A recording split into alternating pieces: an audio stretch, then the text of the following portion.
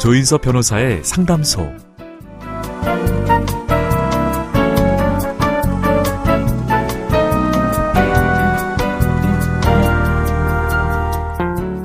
어서 오세요. 기다리고 있었습니다.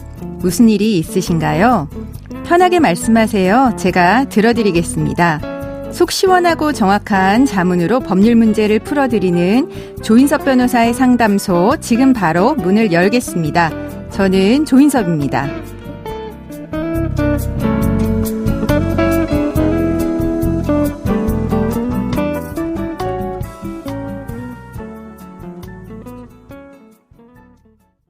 고민이 있을 땐 언제든 문을 두드려주세요. 당신을 위한 로하우스 조담소, 김혜은 변호사와 함께합니다. 안녕하세요. 네, 안녕하세요. 반갑습니다. 법무법인 신세계로의 김혜은 변호사입니다. 네, 오늘은 어떤 고민이 기다리고 있는지 먼저 사연부터 알아보겠습니다.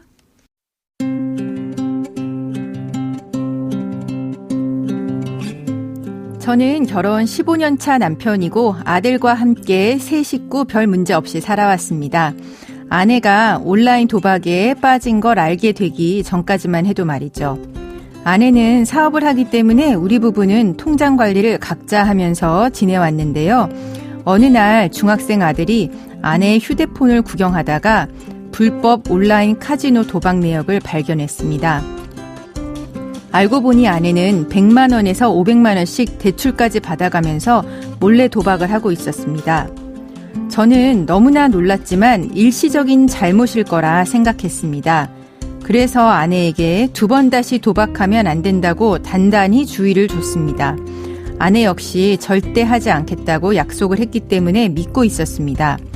그런데 아내는 생활비가 부족하다, 사업자금 융통을 위해서 돈이 필요하다라고 하면서 집을 담보로 추가 대출을 받자고 했습니다. 과거에도 아내의 사업 때문에 대출을 받은 적이 있었고 그 당시 곧바로 갚았었기 때문에 저는 동의를 했는데 아내는 그 대출금을 도박에 탕진해버리고 고금리 사채에도 손을 벌렸습니다. 언젠가부터 카드사와 은행에서 채무 독촉 최고장이 무섭게 등기로 날아왔고 어떤 대부업체에서는 사람이 집으로 직접 찾아오기까지 했습니다. 심지어 아내는 지인들과 남동생에게도 돈을 빌린 상태였습니다. 저는 아내의 채무를 상당 부분 대신 갚아주면서 애원도 해보고 정신 차리라고 소리도 쳐보았지만 아내는 오히려 내가 돈도 버는데 도박으로 스트레스를 좀 풀면 뭐가 문제냐, 지금도 돈이 필요하니 추가 담보대출을 받아달라라고 했습니다. 저는 아내에 대한 신뢰를 완전히 잃어버렸습니다. 아내와 이혼을 하고 싶은데 아내가 저와 동의 없이 진 빚도 제가 부담해야 하나요?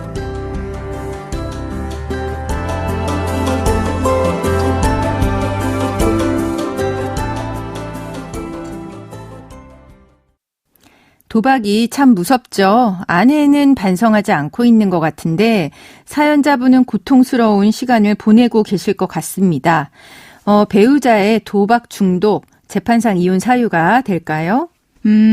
법에서 인정하는 이혼 사유로 기타 혼인을 계속하기 어려운 중대한 사유가 있을 때라는 것이 있습니다. 사연자분의 경우 아내분의 도박 중독 정도가 가정을 위험에 빠뜨릴 정도로 심각하고 또 그로 인해 부부 사이의 애정과 신뢰가 상실된 상황으로 보이는데요. 이런 경우 혼인을 계속하기 어려운 중대한 사유로서 충분히 이혼이 될 수 있다고 생각합니다. 네, 그러면은 이제 사연자분은 배우자가 자신의 동의 없이 진 빚도 대신 부담해야 하는지 이거를 가장 궁금해하신 것 같아요. 이 채무는 어떻게 되나요? 네, 원칙적으로 혼인 생활을 유지하기 위해 부담한 부부의 빚은 부부가 공동으로 부담하는 게 맞습니다. 네. 생활비로 지출한 거라든지 집을 구매하기 위해 받은 대출이라든지는 공동으로 부담하는 게 자연스럽겠죠. 네. 하지만 이 사건과 같이 도박을 해서 생긴 채무나 배우자 몰래 주식 투자를 하다가 생긴 채무처럼 일방의 동의 없이 생긴 거는 빚을 진 당사자가 혼자 책임지는 것이 원칙입니다. 네, 그러면은 배우자는 언제든 빚은 책임지지 않아도 되는 건가요?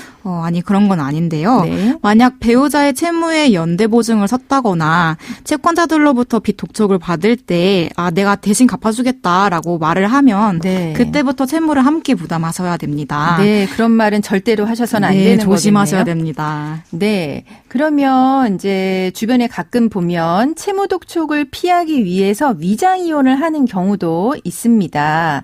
하지만 이제 위장 이혼이니까 실제로는 혼인 생활을 유지하고 있다라고 하면 이 위장 이혼은 유효한 이혼이 되는 걸까요? 아니면 위장 이혼이니까 이혼이 안 된 걸로 보는 걸까요? 위장 이혼의 경우에도 이혼이 성립합니다.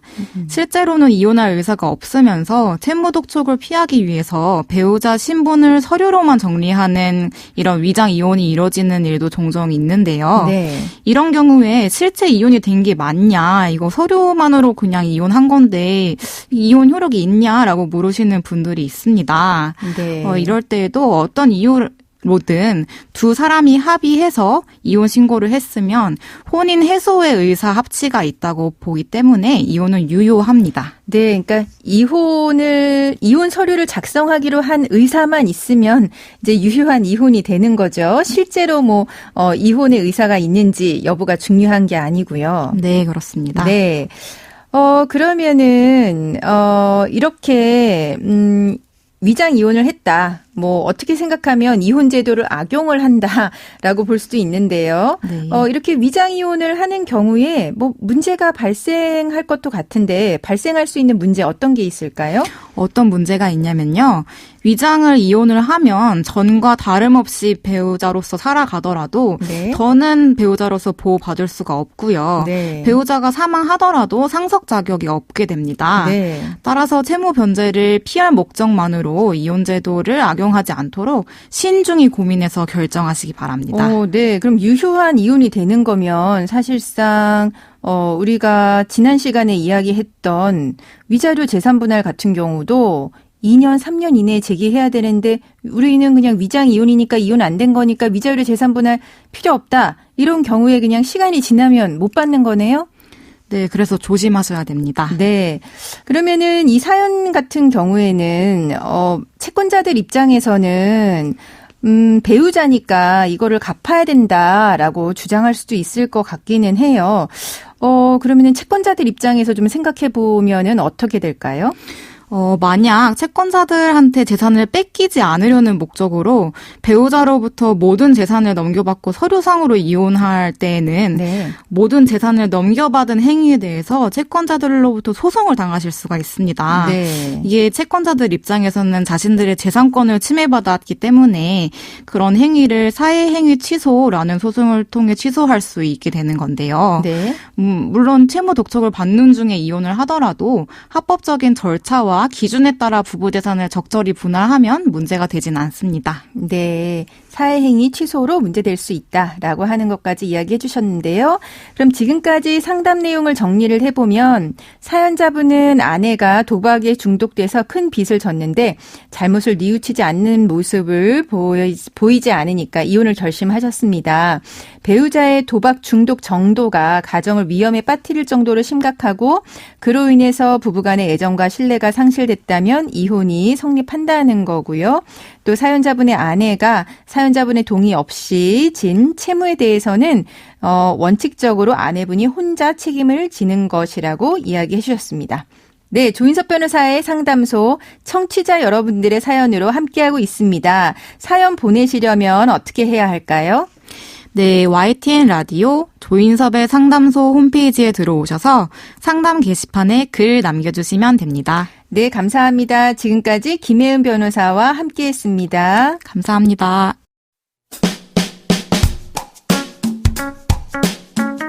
알아두면 쓸데있는 법률 이야기 알쓸법 시간입니다. 식당에서 음식을 먹고 돈을 내지 않은 혐의로 기소된 A씨가 1심에서 징역 3개월을 받고 항소했습니다.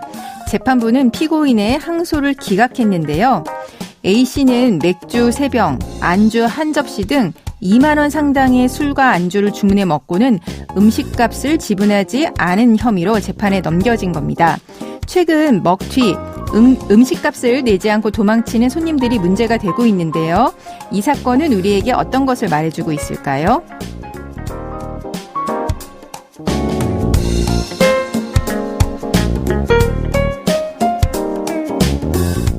A씨는 한 번만 무전 취식을 하지 않았습니다. 2013년부터 경범죄 처벌법상 무전 취식으로 27차례, 사기죄로 17차례 처벌을 받은 전과가 있었고요. 특히 2018년 2월에는 사기죄 등으로 징역 6개월에 집행유예 2년의 판결을 받은 이후에도 사기 범행으로 5차례나 벌금형을 받은 것으로 파악됐습니다. 한마디로 자영업자들에게 지속적으로 피해를 주고 다른 사람의 금전을 편취한 전력이 많은 사람이었죠. 그래서 2만 원 상당의 무전 취식이지만 징역 3개월에 중형을 선고받은 건데요.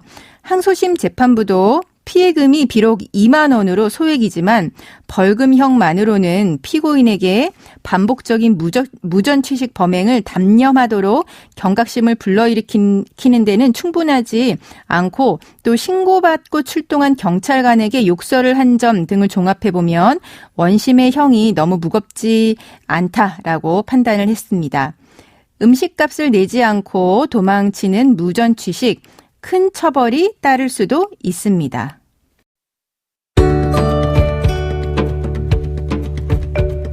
조인석 변호사의 상담소, 조담소는 언제나 당신과 함께합니다. 끝곡으로 더 카스의 드라이브 들려드리면서 저는 이만 인사드립니다. 지금까지 로이어 조인섭이었습니다.